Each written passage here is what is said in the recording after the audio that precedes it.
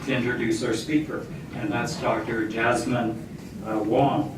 She completed her pre-medical studies at Simon Fraser University in Burnaby in the year 2000, and she obtained a Bachelor of Applied Science in Kinesiology and then went on to complete her medical training at the Canadian College of Naturopathic Medicine in 2006.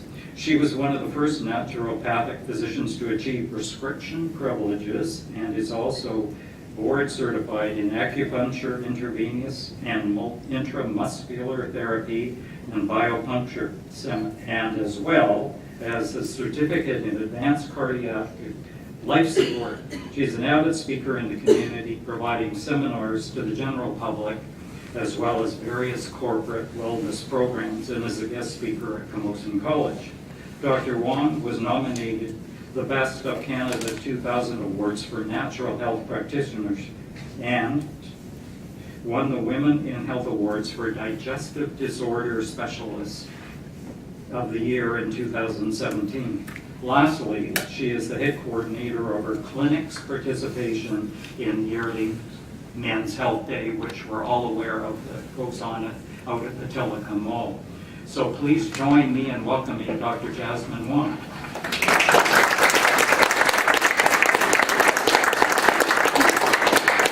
Hey, good evening, everybody. I'm just going to turn on my timer because I could talk about this topic and many topics forever. So I want to make sure that I stay on track. So just a couple housekeeping things. If you have a question while I'm doing the presentation, please interrupt me, wave your hand, stand up. I want to make sure that I do get to answer your specific questions at the end of tonight. This is about you. This is about answering questions you might have about natural therapy, herbal medicine, how can it work together. So if during my presentation a question does come up, please feel free to interrupt me. I'm happy to answer it to the best of my ability right then and there.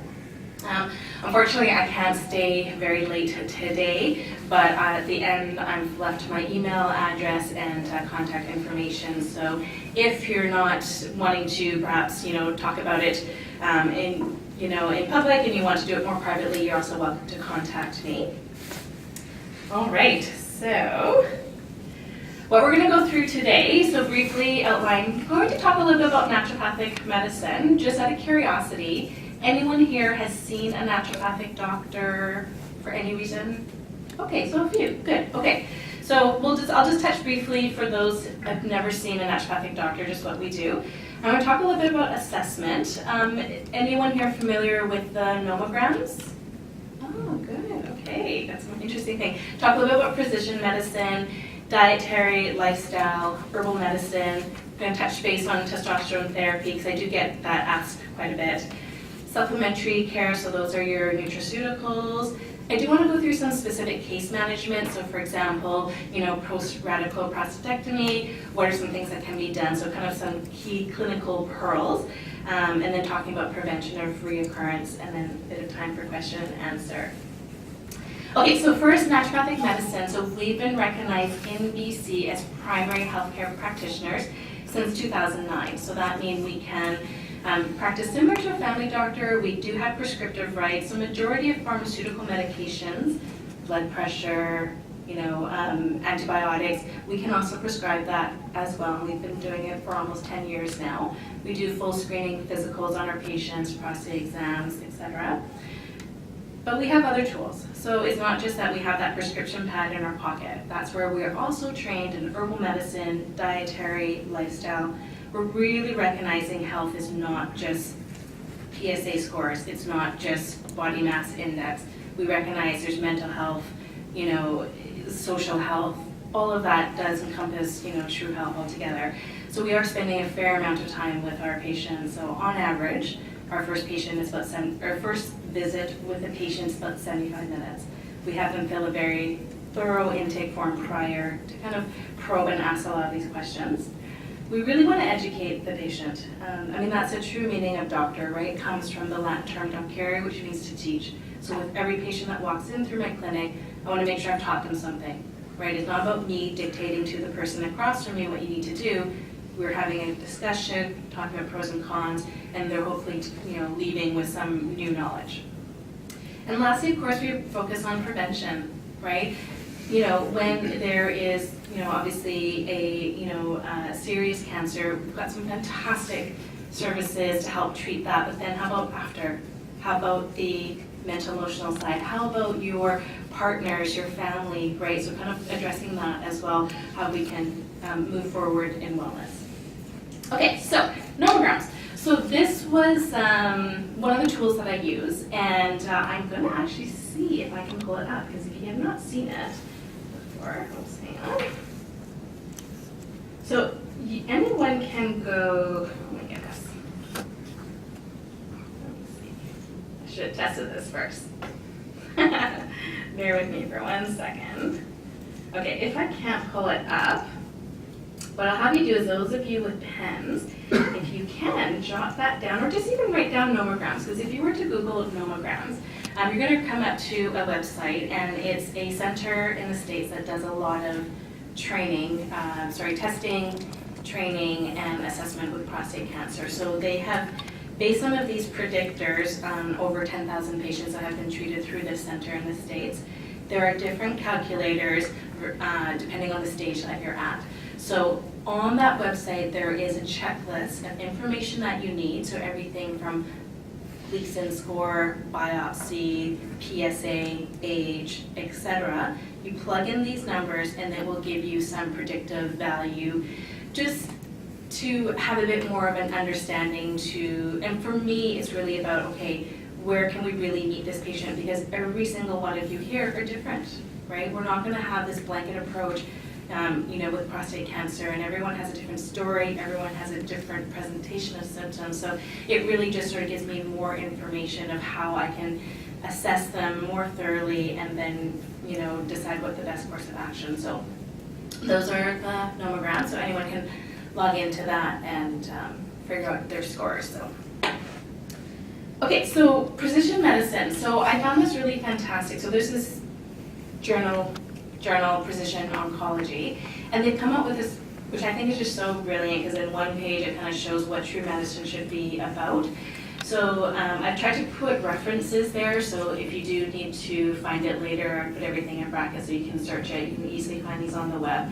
But basically it's saying if we're treating, and really any patient, I mean, I know we're talking about prostate cancer, but you can put in any health concern. This is really the way that we want to treat it. So we start basically at the bottom is what are therapeutic targets. So obviously in cancer, we want to get rid of the cancer. But in other cases it might be something else. Then we move up and we're looking at what we call pharmacodynamics and pharmacokinetics. So that's looking at how a drug is in your body doing its job through liver, through kidney, on the cancerous cells. So how is that drug acting? Then of course we want to look at the efficacy.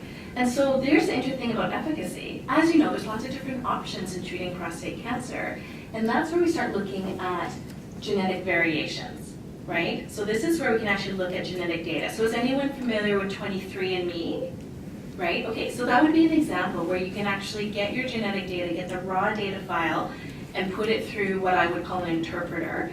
And it basically tells you what some of your genetic variations. And from that info, we can then decide, okay, how well some of these medications are going to work for you, right? Wouldn't that be so amazing if before even going into treatment to get a sense of efficacy, to get a sense of tolerability, right? Side effects and such. So some of this genetic info tells us about, how easy we are able to detoxify from certain pathways. Obviously, we look at medical history as well. That kind of goes part and parcel. So again, if there's a very strong family history of prostate cancer. We're looking at diet and environmental factors. So we speak a lot about diet in my practice. I mean, that is truly the cornerstone of health. Is ideally you first start with the most basic. I say it's basic because we know it's not always easy, but it is really, again, the cornerstone. Looking at epidemiological studies, clinical trials, so ideally in humans. Lots of rat studies, but definitely in humans. I'm going to go through a fair amount of research. There is a phenomenal amount of research on prostate cancer with herbs and diets. I'm going to I picked some of what I thought were the best ones that can have some good, effects. I've also picked up ones that shown some negative effects or, are very clear, so trying to give you both. On the other side, we're looking more at the cancer pathway. So now we're starting to understand how prostate cancer is working and what is needed to stop some of those pathways, what is needed to improve apoptosis, autophagy. So these are all mechanisms that cause the cancer cell to die.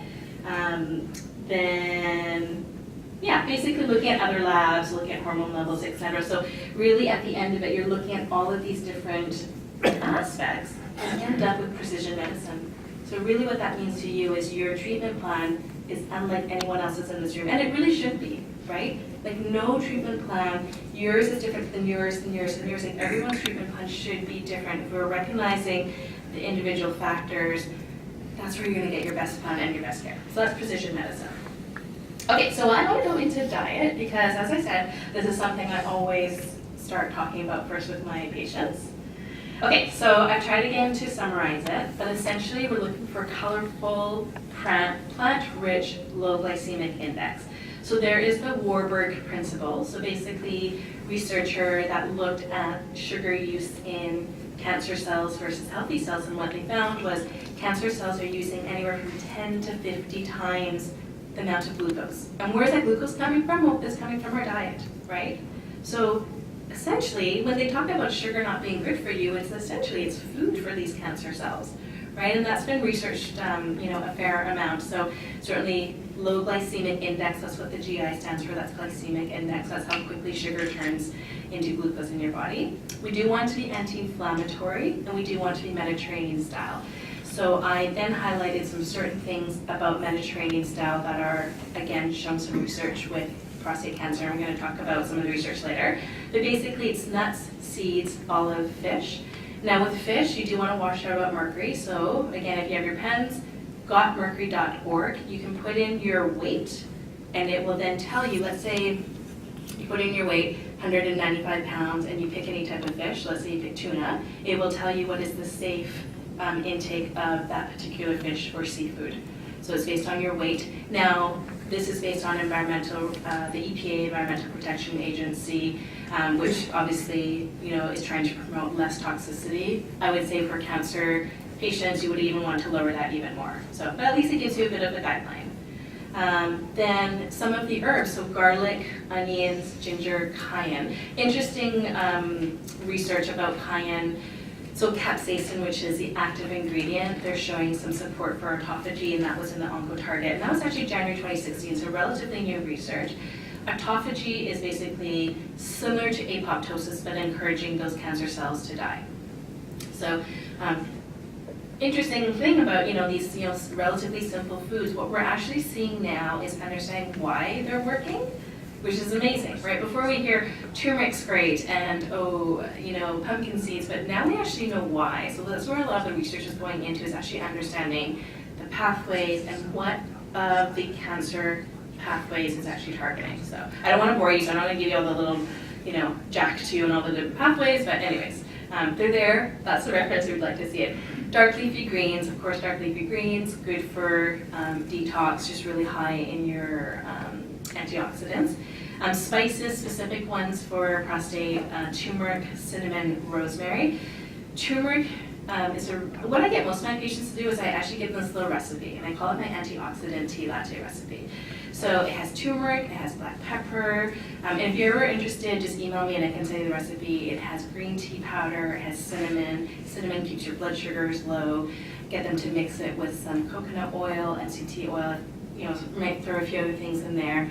And that's where we're using herbs as food, right? Or spices as food, I guess, in this case. So I tell patients, hey, who wants to really constantly be taking pills all the time? I know I don't want to. So here's an easy way to start to incorporate some of these herbs in a very easy way that tastes good, and it just becomes part of your daily routine. Like having a cup of coffee and say, I'm gonna have this turmeric latte.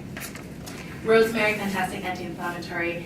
Patients who have osteoarthritis, which we typically can see in a lot of prostate cancer, that would be a great one because you're getting some anti-cancer and you're also getting some anti-inflammatory. Isn't that awesome? Mushrooms are great. I'm going to talk about some studies about specifically reishi, but you can also eat them dietary as well, right? You can find shiitake and reishi mushrooms and cook them as you would regular white mushrooms, right? You don't have to be scared of these foods. They obviously have been used in other cultures for long term, so sometimes they sound very exotic, but I'm going to give you at the end some really wonderful recipe websites as well. So if you're thinking, how do I use that? Don't worry, I've got you covered. Okay, so other specific dietary recommendations. So this was a Journal of Nutrition in 2003. Green tea, if you were to take it as a food, ideally we're looking at 6 cups. So that's quite a bit, right? Not everybody wants to drink 6 cups of green tea, so that's why you could look at doing it as a supplement, but that's the beauty. You don't have to take it as a pill, you can also do it as a drink. Yes? Does green tea have caffeine in it? It has caffeine. It's going to be lower than your espresso coffee, but the beautiful thing about green tea, it has something called L-theanine. So L-theanine is calming to the body. It's what we call a GABA agonist. So essentially, you've got the caffeine, but it's beautifully matched with this naturally occurring L-theanine in there. So it actually offsets a lot of the caffeine purposes. It just, because from my personal experience, a lot of caffeine and urinary don't go well together, so I've often had decaf, so just wondering if that would be You okay. can still do decaf because we're looking at the EGCG, so that's the active ingredient in there, and you're still going to find that. But that's where if you get the matcha green tea powder, you could probably drop that down, so the more concentrated that green tea. So matcha is essentially ground up green tea leaves, and so it's not your typical, like Lipton green tea, right? You might need 6 cups, but if you were to do the ground up tea, you can definitely probably get away with a lot less. Gallic acid, again, studies shown, this is in the Oncology Journal. So gallic acid is found in blueberries, it's found in walnuts, flax, apples, tea. So but they found that there's mechanisms to decrease the migration and invasion of cancer cells, specifically prostate. Also other cancers as well, but this one was specifically looking at prostate. So again, in patients where we're trying to decrease progression of that, that's a really great way to get some of that gallic acid in there. And now that we're actually understanding those pathways, which is pretty interesting. Another study, clinical cancer research, pomegranate juice, so 8 ounces a day. The amount of gallic acid that they isolated, which 570 milligrams of gallic acid, they showed a 12% decrease in proliferation, which just basically means growth, right? And a 17% increase in apoptosis, so killing of the cells. Benefit, your cholesterol also got better.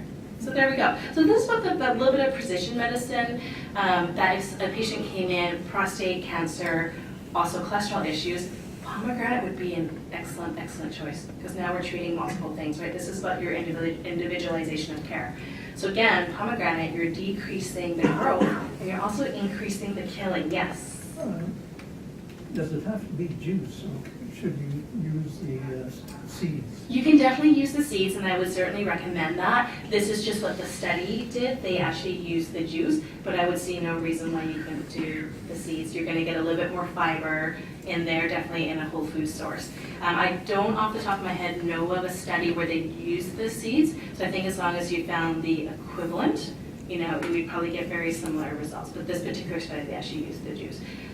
Probably because it's pretty hard to open up those darn things, right? So they made the juice a little easier. Yes. I find pomegranate juice quite sweet. Any comment on the sugar content of that juice or juices in general?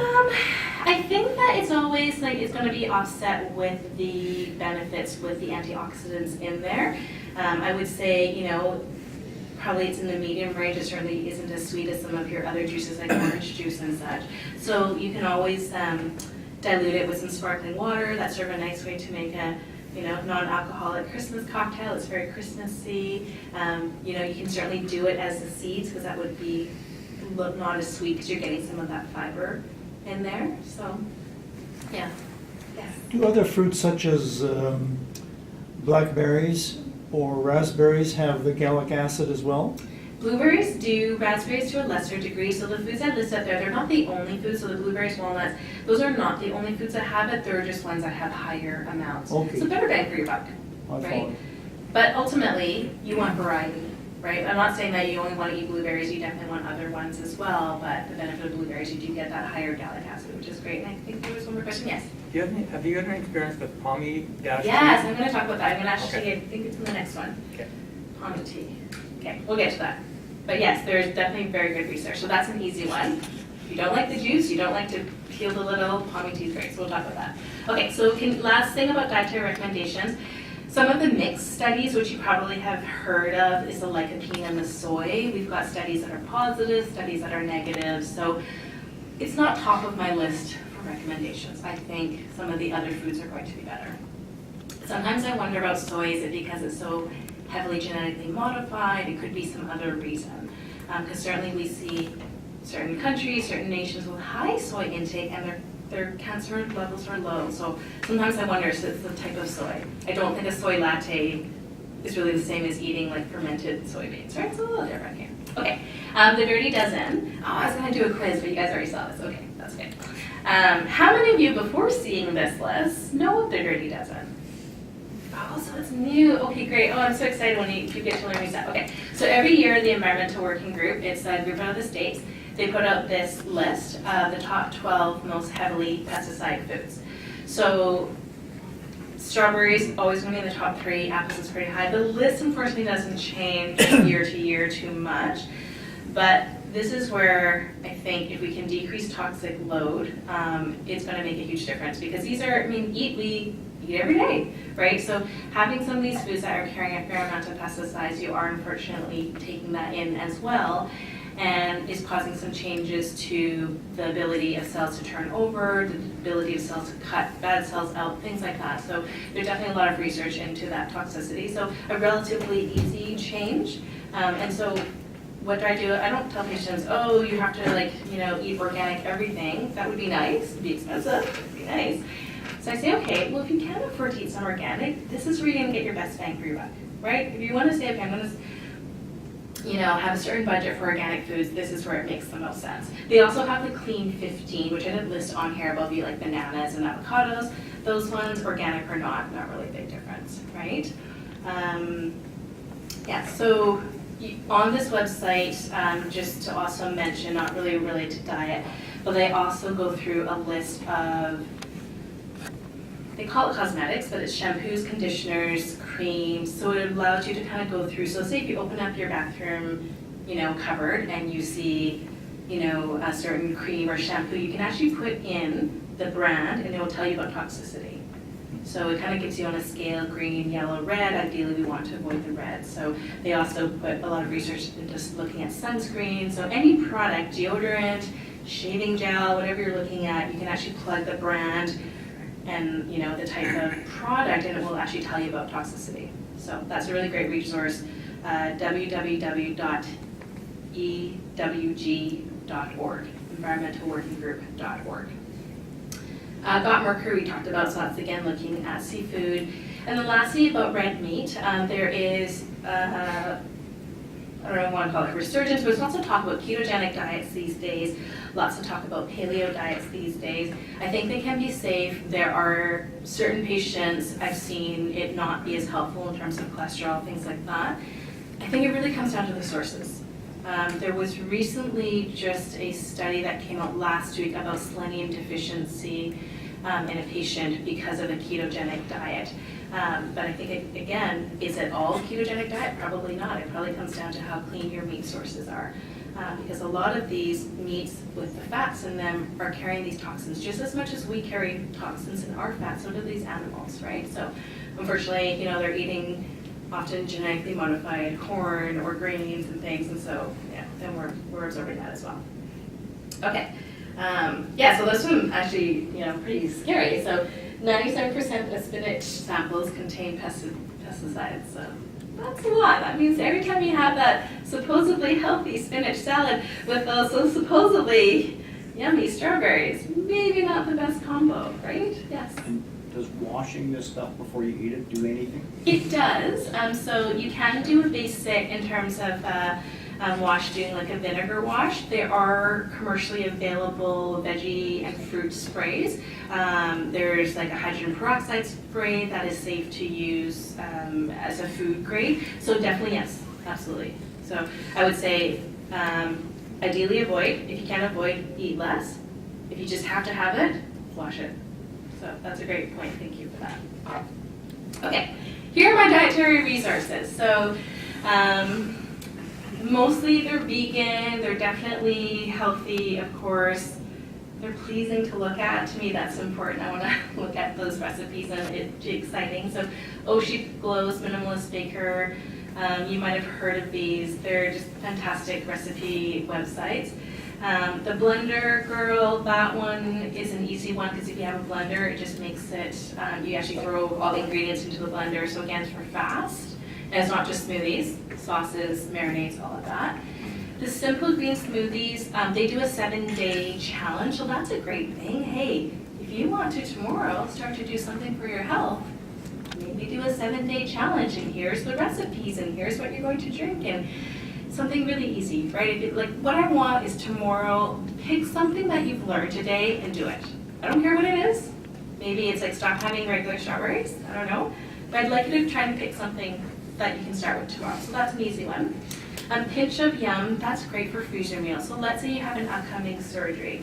Let's say, you're on, you're just trying to plan. So if I have patients who are coming up for surgery, then I say, okay, let's plan to have some healthy freezer meals. Because it's about health of mind, it's health of decreasing stress, and how helpful can it be if you had this freezer full of healthy meals. And that's where you recruit your friends and your neighbors and say, oh, okay, you want to help me? Here, look at this website, make me some meals, right? It's like, they will feel great, you will feel great. It's a good website. Lastly, Green Kitchen Stories, that's another one. So I just put some of my favorite ones up there. I'm sure, there's lots of other great ones, but these are kind of my tried and true. Okay, next we're going to talk about lifestyle recommendations. So there was a study, oh, sorry, I missed that reference there. But there was a study on prostate cancer patients, and they found 4 hours a week moderate intensity did improve outcomes with prostate cancer. So some people think, oh, wow, 4 hours. Seems like quite a lot. And other people are like, oh, that's easy. So I'd like to talk to those people who think it's a lot. How can we make it easy for them, right? How can we make it not daunting? So again, if you have your pens out, www.fitnessblender.com. So it started as a free website. Now they have some paid workouts as well, but they still have a ton of free ones. So you could put down, today I want to exercise, but I think I can only do 10 minutes. You can find a 10-minute workout video on there. You can do it in the comfort of your own home. You don't have to go anywhere. You're maybe not feeling so great. You're feeling a little bit under the weather. You can pick something that's stretching. You can actually choose duration, type of exercise, no accessories needed, like no dumbbells, nothing fancy, and then it will show you a video, so you can do that. So that's what I would challenge each and every one of you, to do something different, do something with exercise just to challenge your body. So outside time, so forest bathing, that's gotten a lot of talk these days, but again, really phenomenal research. I was recently at a conference that talked all about the physiological changes of being in connection with nature. I think sometimes when we have a diagnosis, that's all we think about. We live it, we breathe it, we start to identify ourselves as a prostate cancer patient and forget about the rest of us, right? The rest of ourselves, meaning, right? That we are still a parent, a husband, a brother, a father. We forget about that. So I think just making sure that we're literally grounded, right? Feeling the earth beneath us and having that positive outlook and seeing, the vast world, that is so critical to mental health. That's what's, in my opinion, part of making someone's journey just so much more, smoother, effective, and healthier. Of course, the vitamin D. I won't bore you on that, but lots of studies with vitamin D, so you're going to get some vitamin D as well. Another big area of research that we're seeing is limiting EMF exposures. So that's your electromagnetic frequencies, cell phones, right? Most of us have one. We kind of feel like we can't live without it, But what we want to do is at nighttime, for example, if you're someone who happens to keep their phone in their bedroom and you just need it because it's your timer or whatever it is, put it on airplane mode. Because when you're sleeping, no one needs to contact you. You hopefully shouldn't be on your phone. So these are little simple things. Put it on airplane mode. That way you're decreasing that exposure through the night. Another thing I want you to do is when you get home, you're going to take your cell phone. Yes? Just going back to the cell phone. Yeah. I mean, if you say have your cell phone, what's a safe distance? to keep it away? I mean, if your cell phone is 10 feet away in the Yeah. bedroom, or 20 or 5, I mean, is there instead of going to airplane mode, what if you just have it 10 feet away? Is that? Yeah, really great question. The most majority of exposure is actually within 1 foot. So it's really when it's on us. Where it's more than 1 foot is if you are texting on your phone in an elevator, in some type of a metal environment, then they're bouncing that off, and then now you've magnified it, right? So after a foot, it does drop off, but it's cumulative as well. So I think that's the other thing I think about, the cumulative. And the other thing I say, so when you get home tonight, I want you to take your phone, and you're gonna look at your wireless networks and see how many are around you, right? So if you live in a house where maybe all of your neighbors, they live a bit closer, and they all have really powerful Wi-Fi networks, you're getting that exposure as well. So don't just think about your own phone, is what else. So, you know when you're looking for a Wi-Fi signal and you see like Dave's iPhone and all of that, right? Look and see how many are around you. So I think you have to take that into consideration as well. So it's pretty neat. So when you go to some of, I was just recently in Toronto for a conference, and it's scary. Like you're in downtown and like it's literally like 50 different, and it's way above what Health Canada recommends. I mean, it's just, and now they're going to 5G, sorry, a little bit tangent here, but 5G, they haven't actually done really good clinical trials for 5G. So 5G is the new, fast Wi-Fi. If you look at the data, we don't have it. So, protect yourself when you can. Okay, sleep. So there was a study, this is the American Cancer Research, very new, this was April of last year. They showed, and this was looking at longitudinal studies, so basically, over time having patients do questionnaires, but that they found a shorter sleep duration increased the risk of fatal prostate cancer. So specifically looking at fatality from prostate cancer, so a very specific endpoint they're looking at. Now this was under 65 years of age, that happens to the population group. I'm not saying that after 65 you could sleep less, I'm just saying that's what the study showed. So 7+ hours actually had a direct correlation with increased risk of the prostate cancer. Okay, so lastly for lifestyle, I've touched on this a few times, stress management.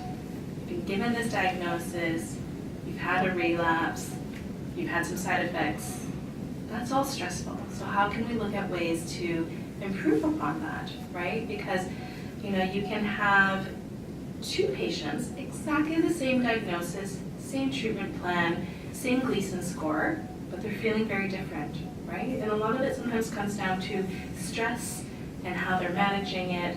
So again, I try to make it easy for my patients. So, again, we're using apps, which sometimes based on EMF might not be the best idea, but then if you put it way across the other room, it might be okay. Or put it on your desktop, if any of you still have desktops. So Headspace, Insight Timer, so these are apps that you can download that help with the stress management.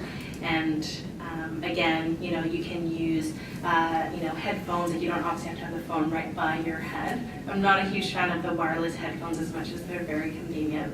I just old school, plug it in. So these are ones that really give you a reminder. Like how amazing is that? I mean, sad that we need a reminder to stop and relax and do some stress management, but also so helpful because I think our lives are really busy. So it gives you a little reminder, 5 minutes, take a little bit of time for yourself. Okay, so that's lifestyle. Okay, we're gonna talk about herbs. So I'm not gonna go too much into prevention because of this group that we really want to talk more about once you have prostate cancer, but obviously the 5-alpha reductase inhibitors, so those are your salt palmettos, things like that, so prevention. So I want to go through some of the actual research with herbs. And there's the one case report actually talking about some of the case effects. So anyways, okay, so andrographis, this is looking at decreasing inflammation, specifically the IL-6, which is a pathway that's prominent in prostate cancer, as well as a lot of other inflammatory conditions. So it's going to help to decrease that pathway. So again, decrease inflammation, decrease progression, essentially what we're looking at. Red clover, also known as trifolium, this was a 2014 study. It actually induced apoptosis, so again, increasing the actual killing of the cancer cells. I will say the majority of these, probably 90% of these I'm presenting today, they are in vitro studies, so they're in rats usually. So again, does it fully translate to humans? We don't know, we don't have the research yet, but I always then say, okay, well, I don't think you can ever be 100% sure of any treatment, let's be honest, right? I think, okay, if we understand the mechanism, maybe we don't have any human studies, would I be doing harm if this patient were to start it? And most of the time, no, right? So it's always about, okay, looking at the risk, the nomograms, doing that assessment, how important it is that we get them on a very well-rounded. And if I think we really need to give them a really strong plan, I may use some of these herbs even if we don't necessarily have very big human trials. Although there's some really interesting ones coming up. There's one in Denver right now that they're recruiting patients for. So there is research coming down the pipe. So it's going to be a very interesting, exciting time, I think, for herbs. Okay, another one, barberry. So barberry is very much an antimicrobial herb. We see it a lot for flus and viruses and other types of infections. This one was interesting. It actually targeted the cancer stem cells. So where that becomes important is in cases where patients are not responding to the typical therapy, right? Where they've tried the, androgen deprivation therapy, but they're not responding. So now we have an herb that's actually targeting the stem cells themselves. So stem cells, just as a reminder, is before they actually, become their sort of end product. So you're really targeting at a very early stage. So that was a really interesting study. Another one is wormwood or artemisia. That one I recommend cycling if you are going to do it because it can cause a lot of gastrointestinal upset. It's a very strong antimicrobial herb, so it's not something I recommend patients do consistently. Most of these, I should say, most of them we're not doing with chemo, and things like that. So, but this one, there was a case report, 2015, using it with chemo medication, so the Casodex, and they actually found some that unfortunately it didn't have a head-to-head where it's just artemisia and then artemisia plus the chemo, but what they did, so we couldn't necessarily compare, but what they were finding is that it did enhance the treatment with the chemotherapy, so that's a really great one. Okay, I want to spend a bit of time on Ganoderma reishi because if this patient says to me, okay, if I were to pick one thing that would be helpful and I only want to do one thing, I don't want to do anything else, what would I do? And that's where I'd probably go reishi, because it is targeting so many different pathways. The active component is the GLF4, so now we know exactly what the active ingredient is. It inhibits the inflammatory pathways, that's your NF-kappa beta. So that's going to help stop the adhesion, right? So we don't want these cells to kind of group together and become this big army. We don't want them to invade other tissues, and so by stopping it, essentially unsticking it from each other, that's what that's doing. So that's a pretty awesome intervention there. It's also going to induce, again, apoptosis. I've talked about this a few times. We've isolated specifically the caspase 8 and 3. It's going to decrease growth. It's going to compete with DHT, which is your dihydrotestosterone. So it's going to support you on a hormonal level as well. So really, hormones, adhesions, killing, you can see that this is a pretty fantastic herb and very easy to find, right? You can have it as a tea, you can have it as an herb, you can eat it. I mean, definitely very easy to find. One thing I will say, if you're doing it as an extract, the research shows hot water extract is better. So majority of herbs we think of alcohol. With mushrooms, hot water, you're going to pull out that GLF4 a lot stronger. So mostly if you're looking at a supplement company, they will specifically say hot water extract. Okay, so I just threw this in there because I get asked about, some patients think, okay, how did I end up here? Was it something that I did, that led me to the prostate cancer? So, I have some patients who are on testosterone therapy and they're thinking, oh, did I make the wrong choice? Is it because of the testosterone therapy? So to date, we haven't seen any evidence of it increasing the risk. They did show a small increase with injectable form, but the level of it wasn't really significant enough. So certainly we know, once cancer is there, we definitely have to look at the hormones and,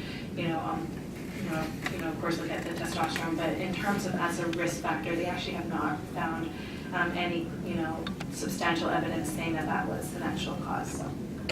Okay, let's talk about supplements. So I touched Pommy tea, let's talk about pommy tea. Okay, so polyphenols, they are naturally found in a lot of really fantastic antioxidants. They're, again, the active ingredient. So some examples would be your green tea extract. There was a study, this was 2011, that looked at grape seed extract, and it decreased it by 41% risk. So this is risk, right? So more from the preventative stage. And then pommy tea, there was a question. So pommy tea, quite a fair amount of research on that, and definitely showing, sorry, I don't have the numbers off the top of my head, but if I, again, had a patient that said, okay, well, I want to take something, I don't want to take a lot of pills, what would I recommend? Pommy tea, I think would be, especially for milder cases of prostate cancer. Pommy tea is great because you've got, you know, a bunch of polyphenols, and they've actually been studied, you know, good clinical research behind it, so. Indole-3-carbinol, that blocks testosterone, so that's another thing. Indole-3-carbinol is found in your cruciferous vegetables, so your broccolis, your bok choys, things like that, but that's the isolated form. And that's the dose that was studied, was 300 milligrams twice a day. Caveat being, if I give you a dose on here, I don't want you to rush out and get that dose. Please speak with, you know, your healthcare provider about that, but just to kind of give you some of that research. Anti-inflammatory is curcumin. I'm not going to spend a lot of time on that because I think that's pretty quite well known about the efficacy.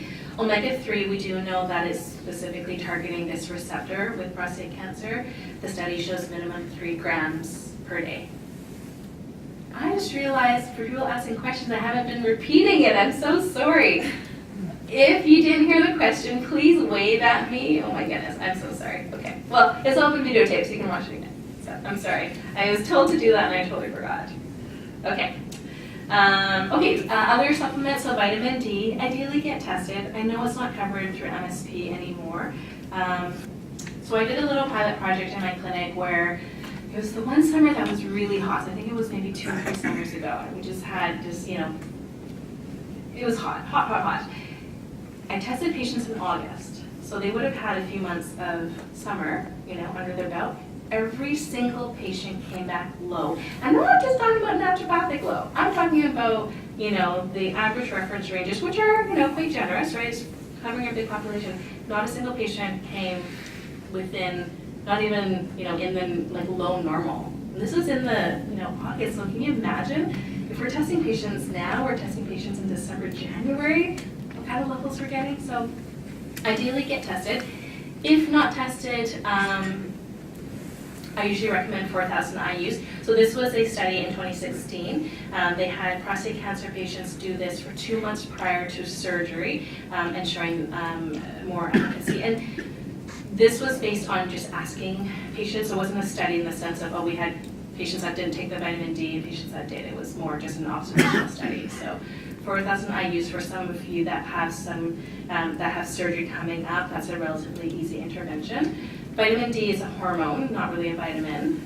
It's fat soluble. So you do want to take it with some form of fat. Do not just pop your vitamin D pills on an empty stomach. You will not absorb it. So if you have the drops, great. You don't have to worry about it. But if you have the dried capsule, just take it with some fat, and that will help with the absorption. Lastly, I always say don't take it at bedtime. When do we make vitamin D? It's when we're out in sunshine. So, you know, follow the, you know, nature. Take it during daylight hours. Vitamin E, some mixed, there's some positive and negative studies. I'll talk about the positive first. So mixed tocopherol form, meaning that it's not just alpha tocopherol. So often when you see a vitamin E, you look at the label, it says alpha. Alpha is the cheapest. So unfortunately, supplement companies, just to kind of cut down on costs, they will just give you the alpha. But that is not what we have in the body. We have beta, we have gamma. So some of the research showing that at least 10% gamma, it really does help with the kidneys. So if you're on any of the nephrotoxic or kidney toxic medications, vitamin E would be a good one. So again, I'm not saying you have to take all of these. So again, okay, patient's on a nephrotoxic drug, I'm going to throw in some vitamin E. But I might not for the next patient if their kidneys are doing well. So. There was some negative studies with vitamin E that's been around for some time. The thought now is it might be related to low selenium. So it's not the vitamin E that's the issue, is that if you have low selenium at the same time, it's going to affect the efficacy of the vitamin E. Selenium, again, more recent negative studies, maybe perhaps related to arsenic toxicity. So going back to toxins and pesticides and things like that, the thought is if someone already has arsenic overload in their body, and you don't necessarily have to be working with metals to get that. I did another little pilot project where I was testing people 2 years after the Fukushima radiation. So eventually it filters over to our waters, and every single patient I tested was showing radioactive metals that I had not seen in my previous 10 years of practice, like all of a sudden. Yes. Yeah, I have to comment on the vitamin E and selenium. The Prostate Center was deeply involved in the SELECT trial about 10 years ago, and that was it was posited that there was a good combination of selenium and vitamin E. The study was actually aborted fairly early because they found significant negative results. Are you aware of that study? Yeah, and that's where a lot of it first started. They have done studies since, but it was really because that was such a large study. That's where we first sort of heard wind of it possibly being a negative. So now the research more recently is looking at why is it a negative. So these are some possibilities of why they think it's a negative. So they aren't on my top of the list. As I said, if someone had kidney issues, I might consider putting them on some vitamin E, but it has to be mixed. If you look at those studies, they were not mixed tocopherol. So I think that sometimes, you're giving an isolated dose of a single form, but that's not how it exists in the body. So too much of a good thing might not be a good thing. I don't know if that answers your question, but yeah, I think, definitely more research needs to be done. So that's why I'm trying to show some of the, the negative and positive studies. MCP, modified citrus pectin, probably a lot of you know. I do like to use it post prostate surgery. I have to say I haven't seen a ton of trials, but we have, a ton of studies specifically with prostate cancer. But we see such good research with other types of cancer, like breast cancer, that it is something I do have patients do, and I feel that in terms of safety profile, it's a good option. Melatonin, so up to 20 milligrams at nighttime, that has been used. I don't use that a lot with my patients, but it can be useful in certain cases. Lastly, N-acetylcysteine, some research showing that it's anti-metastatic. So again, some of this looking more where it's more advanced, there's been some invasion. These are some of the interventions you might want to consider. If someone has PSA range 20 to 30, so now I want to talk a little bit more about ones that's more aggressive. So PSA between 20 and 30, there may be a stage 4, there's been metastases to the bone, they're on hormone therapy. What is useful, right? So mitochondrial support is probably a big area of research right now in natural medicine. We're seeing a limiting of the growth, invasion, and the spread. So alpha lipoic acid, specifically the R form. If it's really aggressive, we will actually nebulize it, so we actually are breathing it in, right? So it's just a different mode of delivery in through the lungs, large surface area, versus taking it as a capsule. Thiamine or bentophamine, which is a type of thiamine, so that's a B1 supplement, so 200 milligrams. The other one that I use a lot with my patients, because it was specifically designed for cancer, is mitosap. It also has the grapeseed extract in there, so you've got some polyphenol. So again, trying to find things so you're not popping, so many pills. So that's a good option to consider. The other one is a hexokinase 2 inhibitor. So again, understanding the role of metastatic cancer, targeting that particular pathway. So Solomon seal is an example of an herb that has been shown some efficacy. Intravenous vitamin C. There's some good research, not so much in metastases. I haven't really seen some really solid research in metastases, and I don't know, I think it's a tricky one because number one, it can be very expensive, right, to get intravenous vitamin C. Some places are doing it 3 times a week. It's a little bit uncomfortable, it's expensive. We're only seeing some research in early stage cancer, so then I always weigh the cost of it versus the likelihood of survival. Is it really worth it? In terms of that intervention, if there's all these other types of interventions that can be done, and knowing that in metastases we're not really seeing that support. And that's a phase 2 trial, so that was just done in June 2017, that they haven't found it to be effective. So sometimes I will use intravenous IV vitamin C, but it's not on the top of my list.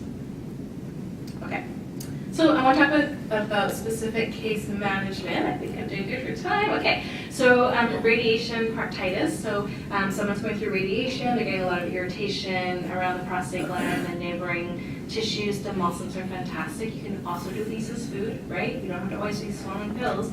Slippery elm, plantain, marshmallow root. You'd almost make it like an oatmeal. You might probably want to add in a bit of maple syrup or something to it, but really soothing for the tissues to take that. And it's a good fiber as well, so that's a good one for radiation proctitis. If there's bowel urgency, so this is unfortunately something very common, right? The tissues get radiation, and then there's some, collateral damage, and then now there's bowel urgency. There might be bowel incontinence, so L-glutamine, amino acid, really palatable, doesn't really have much taste really, and that's an easy one that you can just mix in. Erectile dysfunction, so there was a study, this was 2003, looking at L-arginine, 1.7 grams and pycnogenol, and found that it did improve erectile dysfunction. I don't believe this one was specifically for prostate cancer. Thinking that, and the other part is the citrulline, there was another study saying that the citrulline form was a little bit better. However, I did find one study that showed when they deprived the prostate cancer cells of arginine, they actually showed that it was actually better to not have the arginine. So, these are again little animal studies, they're in little petri dishes, whether that translates. So again, I would, if I were to use L-arginine, I would probably rotate it with other things. I probably wouldn't put someone specifically on, and most of the time we're using it post intervention, so then I'm not as concerned, but if someone is actively going through treatment, I would reserve that for a later date. Urinary incontinence, there's a really great product called Cysto Renew. And I'm not involved with any company, so if I mention something, it's only because I found really good results, and again, I want you to take away something helpful, so. But speak to your doctor about it first. Okay. Cysto Renew, it supports the gag layer, so they see this layer around the bladder, and when it gets damaged, it gets irritated, and that's where there's difficulty with urination. It also anti-inflammatory, and it produces nitric oxide, so it's going to open up everything, just allow the flow. And this can be for any urinary incontinence. It's not necessarily just prostate cancer, but that one was studied with prostate cancer, hence I bring it up. I also will send patients for pelvic floor physio. So they did a study before surgery and 2 weeks after surgery can significantly reduce the duration of the urinary incontinence. So something to think about. It's not just about, it's bringing your team together, your physio, your diet, exercise, all of that. Lastly, bone support. Obviously that is a concern with prostate cancer, is the bone often a site of metastases. How can we keep the bone healthy? So specifically, if you've been recommended calcium, MCHC is a specific form of calcium. Methylcrystalline hydroxyapatite calcium, very long name, but very similar to the human bone. So in terms of prevention of osteoporosis, that's going to be a lot more effective. Always, always, always take it with K2, vitamin K2. You want to direct the calcium to your bones, not to your arteries, not to your brain, not to your kidneys. You don't want calcium deposits all over the place, so vitamin K2. And that's if you're taking just even like a calcium carbonate. Like if you're taking anti-calcium, make sure you've got the K2 in there. So you don't want to increase cardiovascular risk. Okay, so prevention of recurrence once you've gone through your treatment, and what are some basic tools, tips and tools. So check your vitamin D levels yearly, ideally if possible. Keep inflammation down, ensure proper sleep, ideally 7 hours. Then we can start to look at the genetic susceptibility, so how we can kind of go further. If someone's in the midst of treatment, it might not be the best time to be looking at genes. If we're sort of, we don't have the time, we just have to go through that treatment. But afterwards, how can we prevent that recurrence? That's where we look at the genes, screening for heavy metals, right? Cadmium, arsenic, certain ones that we know can damage the prostate. Because a lot of these therapies we do, they're not addressing this, right? So if you have a heavy metal toxicity, that might have been one of your risk factors. Chemo, radiation, it's not addressing that. You're still having that heavy metal toxicity. So, this is where we can do sort of the, digging further and the cleanup after. So at the end of the day, we want comprehensive care, body, mind, and spirit, right? So looking at your community, not just your physical health, and pathways. I know I talked a lot about pathways and enzymes and things today, but really we're trying to take that holistic approach and making sure that we're targeting all of these areas, because at the end of the day, this is what's going to give you your health, is to address all three of these areas. Okay, so any other questions? Hope I can answer. I don't know. Is that okay? What about these ancient greens and hemp hearts and chia? Yeah. Some have thiamine and stuff like that. So I think they're fantastic, right? I think. Sorry? Rephrase it. Oh, sorry, thank you. Question was, oh gosh, I can't believe I haven't been doing this, I apologize. The question was about chia seeds and about hemp hearts, because they have the thiamine, naturally occurring thiamine. I think they're fantastic. I'm always a big fan of variety to get as much different profiles of food, especially something like chia seeds. It's so easy. So I have patients do a quarter cup of chia seeds, throw in half a cup of whatever milk you want to use, throw in some cocoa powder, sprinkle a bit of stevia, stick that in the fridge. In the morning, you've got this delicious chocolate pudding for breakfast. Who doesn't want chocolate pudding for breakfast? I do. So, that's a great way. You've got fiber. It's very soothing if your gut's a bit upset, right? You've been taking some medication, your gut's upset. Chia seeds, nice, that gelatinous, so really, really great. Hemp hearts, good type of oil, really healthy for cholesterol as well. So, yeah, big fan. Yes? Without going into detail, can you offer some comments with respect to cannabis medicine and how it fits into the naturopathic spectrum? Such a good question. So, I realize I'm being filmed here, but so based on our college, because anything I say is considered medical advice, so I have to kind of speak as in, I'm certainly not necessarily, recommending the cannabis, because it's still something, we need to look at a lot more research, but I can say, unofficially speaking, I've seen fantastic results. I haven't put it in here specifically, again, because our college wants to wait to see a lot more research. Even though you can read about it, they always say it's different coming from my mouth versus if you're talking to a friend. So, I deliberately kept out of this presentation, but in terms of pain, in terms of nausea, we are definitely seeing some fantastic, results in the research, right? It's just this booming area of research. So, It's in its infancy, more or less, though, I take it. infancy in terms of research trials. Yes. Right? I think, nausea with chemo, we know that, but in terms of how it's affecting cancer cells, I think there's definitely still a big area of research. But we'll certainly see, certain case studies with skin cancers, other cancers, where they are using that as a mode of treatment and seeing some very good success. Thank you. Yeah. Yes. Yeah, I have an observation and a question. Okay. And my observation is that it may well be that transdermal testosterone does not increase your risk of prostate cancer, but it certainly is very much contraindicated if you already have prostate cancer. Absolutely. Absolutely. I personally found that. Yeah, well, that's why they do.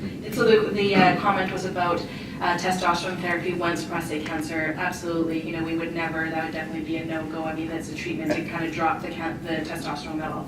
And the question, what about hypothermia for metastatic cancer? Yes. So the question is about hyperthermia. So that's definitely a newer area of research. There is a center in Vancouver that I have referred a few of my patients to. It's a oncology naturopathic center that offers the hypothermia. I haven't had too many patients go through that process, so I'm still in that stage of getting feedback from them and watching their labs and looking at their outcomes. But it's a very highly regarded center, and it would, if the patient were to ask me if I thought it was useful, I would say yes, absolutely. But is it in conjunction with chemotherapy radiation, or is it on its own? Oh, that's a good question. I don't have the research with that. I would have to defer to my colleagues in Vancouver who offer Is that the hypothermia. McLeod, or Sorry? is that Adam McLeod? No, maybe he does. I'm not sure Yeah, he actually. has that number. Okay, so possibly, no, it's Dr. Parmar. O'Connor, yeah. Yeah, so he Okay. does offer hyperthermia, so it's a type of therapy that they use in not just prostate cancer, but different forms of cancer. Yes. There's an Australian study on feverfew, which is chamomile, and they've suggested that it actually arrests the growth of prostate cancer, they found in studies. And the Australian Cancer Society, or the cancer research seems to be quite progressive. Any comment on that? I haven't looked at the research myself, but we certainly see it as a fantastic anti-inflammatory. It's a standalone treatment. Oh, sorry, let's talk about feverfew. I'm sorry. So feverfew in Australia, studies showing it to stop the growth of cancer. So I haven't personally seen the research myself, but we have seen lots of research, feverfew for migraine therapy as an anti-inflammatory. So, I would say safety profile, you have to be careful, high doses, but I'll definitely make a note to take a look at that research, so thank you for that. So I've listed on here, so a couple things is my clinic, we offer meet and greet. So I work in an integrated clinic. I'm so lucky. I have counselors in my office. I have massage therapists, acupuncture. So we really are working as a team because there's not going to be one person that's going to be your be-all, end-all, and answer all your questions. It's about having that team. So I do work in an integrated clinic over in Royal Oak. We do have meet and greets, meaning you can come in, book a free 15-minute to talk about whether or not naturopathic medicine or acupuncture or counseling or whatever it is that a right fit for you, right? So I always want to make sure before a patient we start on this journey together that I am their best person. So that's where it gives patients a chance. If they want to, they can just book a free appointment. We can have a little chat to see if this is the right fit for them. My website there, islandnaturopathic.com, we've got lots of information about our clinic. We also have, usually every couple months, like open houses where patients can come, or anybody, not just patients, can come and check out the clinic. We can give them a tour. That's often where we'll do these little free 15-minute meet and greets.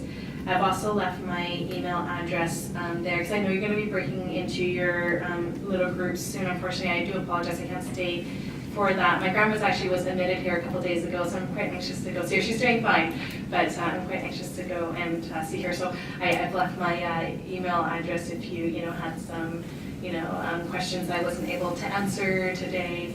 Please feel free to use that. Yes. I'm not too familiar with naturopath, but your very first slide or the sentence said something about in 209, this naturopaths have been certified or something as primary care providers in BC, but I don't think it's covered under the medical. Yes, it's only covered for, so it Why was, is that? yeah, so it was covered up until 2001. Then in 2001, it became very specific groups. So it's talking about coverage for naturopathic care. So even though we are recognized by the BC government as primary healthcare practitioners, that we can prescribe medications, we can do exams, very much like a family doctor. That's sort of the definition of primary care. We are now, it used to be that every one of you before 2001 could come see me for 10 visits and get some reimbursement. Now it's only for certain populations, so people on disability, certain populations will get coverage, and it's 10 visits amongst all of your allied health. So chiropractic, all of that included. So you're right. Right now we are considered primary care, but we're mostly people are seeing us out of pocket or extended health care. Most people are coming in with extended health care. But it's still tax deductible. Yes, in terms of healthcare expenses, yes, it is tax deductible. Obviously if we write a prescription, it would be covered just as your normal prescription. That is no different. So if I'm writing a prescription for a medication, it would be treated at the pharmacy the same as any other script would be. So did you learn something? Okay.